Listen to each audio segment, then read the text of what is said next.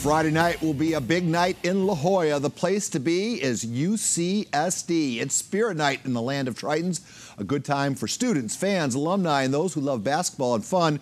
Come see both first-place basketball teams in action. It's a gals guys doubleheader. Eat some good food, maybe go home with a fun knick-knack or two. It's also the first public gathering since UCSD officially joined the Division I world.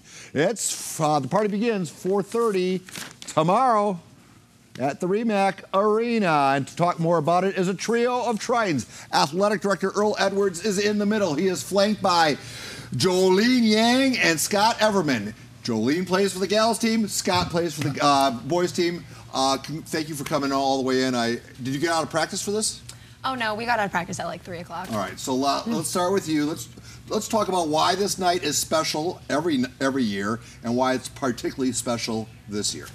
Well, it's special every year because it's the one time we have 3,000 to 4,000 students and faculty and community members there.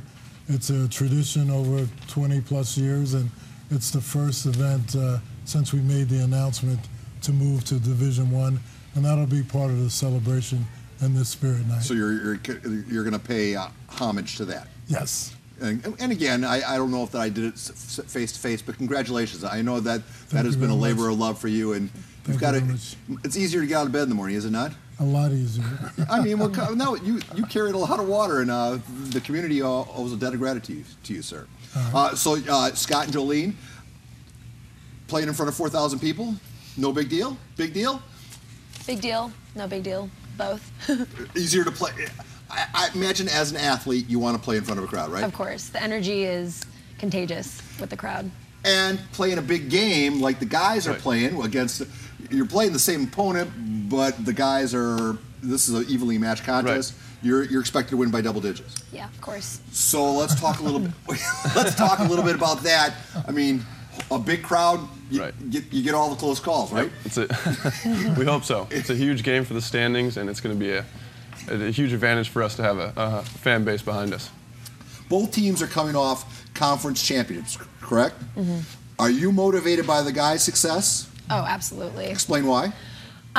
Our conference is a little bit different than other conferences where we always play back-to-back. So we always play at 5:30 and they always play after us. So you're well aware of it. We always get to watch their games, and it's great seeing them do well. Are you motivated by their success? Absolutely. It's a culture of winning. We want to keep it going. There's a saying, iron sharpens iron. Their success means you have to keep winning? Exactly. How often do you get to, because do you always play girls first? Yes. Mm-hmm. So do you get to watch their game at all? We usually see the last bit of it, see the outcome. All right, so the invitation to the Big West happened back in November, and yet it's going to take a little while before this becomes a D1 reality. Explain why. Is it about dollars and cents, or do you have to build rosters? Why does it take so long for it to happen? So basically, when we made the move to Division I, it was a student initiative.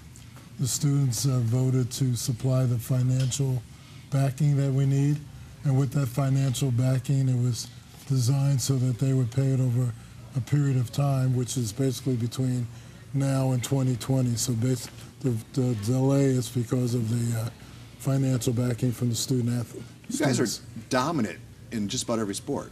Yes. As an athletic director, your job, I don't want to say it's easy, but I mean... No, it's exciting. Yeah, you got a lot going. So the move up, some people would say, why ruin a good thing? You're the king of your level. Uh-huh. Why risk being a smaller fish in a bigger pond? Well, a big part of it is moving to the Big West, which is a conference that has like institutions. UC Irvine, UC Riverside, UC Davis, but the other part is the other benefits in terms of community involvement, branding, alumni engagement. All of those things are important to the university, and we can do that with the move to Division I. Football team's been undefeated since '69. Is it going to remain undefeated? It'll remain undefeated because it's not coming back. And that's never going to happen. That's never going to happen. All right, so let's talk a bit about the two athletes are here. Yesterday was a big day. National Signing Day has become big stuff. I don't know how big it was back when you committed. It wasn't that long ago, I know, but every year it seems like ESPN's cranking up earlier. KUSI does wall-to-wall signing for 4 hours in the morning. Do you remember your signing day? I do. vividly. Talk about that moment and what it meant to you and your family. Oh, it was one of the happiest days of my life, really. I was so excited to be committing to this college because I wanted to come here for a while. I knew that I wanted to be here. Was it a tough call to make? Not at all. So I mean, when the offer came, you were done. I was like, I'm coming. Do you remember your moment? Absolutely, yeah. I have the things that I really wanted to look for in a college were all checked off with UCSD, and I couldn't be happier to be living by the beach and getting a degree of this caliber and playing basketball at a high level. You guys are both Californians, natives, right? Yep. All right. I'd like you to listen to what Rocky Long said about National Signing Day, and I'm going to get your reaction to it. Go ahead, roll the tape. This is Rocky Long from yesterday, I believe. There are kids, no matter how good your program is, there are kids in your town that don't want to stay home. They want to go away to college. But there are some that would like to stay home that didn't think that the local school was either good enough or had a high enough profile or whatever to stay. And I think we've bridged that gap finally.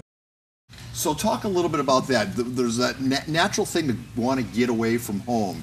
You're from the Bay Area. So this is actually, you stay on the West Coast, but it's still far enough away that mom can't know your business, right? Yeah, exactly. I knew that I wanted to stay close enough so I could see my parents, and they do visit a lot and watch games, but How important was it to you to get away from home? I feel like Santa Barbara is a bit of a small community, so getting out was good, but I wanted to stay close enough that I was still by the beach and still in Southern California. So only 16% of the kids in your athletic programs are from San Diego, right? Currently, and we are focusing more on the local talent and see if we can get them to come to UCSD, especially with the move to Division I, because that's clearly a game changer. But that's kind of the reason or the rationale behind the question. How do you fight that urge?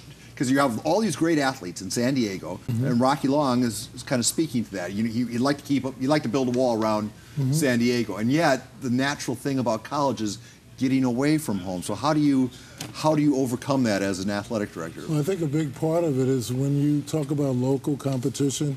I think a lot of people think that the athlete's going to be going back and forth to home, but even when it's a local athletic department that they're involved in, they're really not as engaged with their family and community as a whole. So to sell that aspect, even though you're local, you're still away from the home environment. One of the great recruiting tools on your campus is the main gym.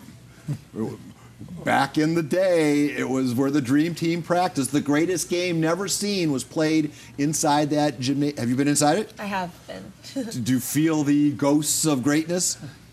I do. Is there any tribute to any of the?